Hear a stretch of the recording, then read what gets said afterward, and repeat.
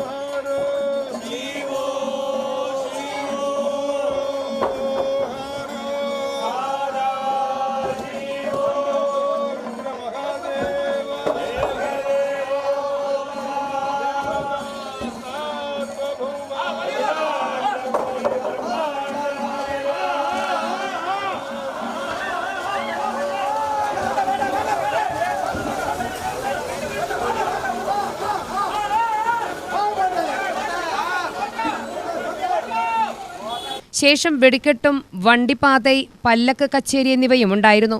ഗ്രാമജനങ്ങളുടെയും ഭക്തജനങ്ങളുടെയും നിറഞ്ഞ സാന്നിധ്യത്തിലാണ് ഉത്സവം നടന്നത്.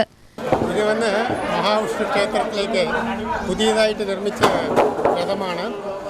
കഴിഞ്ഞ മാസം 20-ാം തീയതിയായിരുന്നു അതിൻ്റെ കുംഭാഭിഷേക ചടങ്ങുകളെല്ലാം. ഇന്നാണ് ആദ്യമായിട്ട് എടുക്കുന്നത്. ഏകദേശം 300-400 കൊല്ലങ്ങൾക്ക് മുമ്പിലാണ് ഇവിടെ ഒരു തേരുണ്ടായിരുന്നത്. അതിനെ പുതുക്കി പണിതാണ് ഇപ്രാവശ്യം ചെയ്യുന്നത്.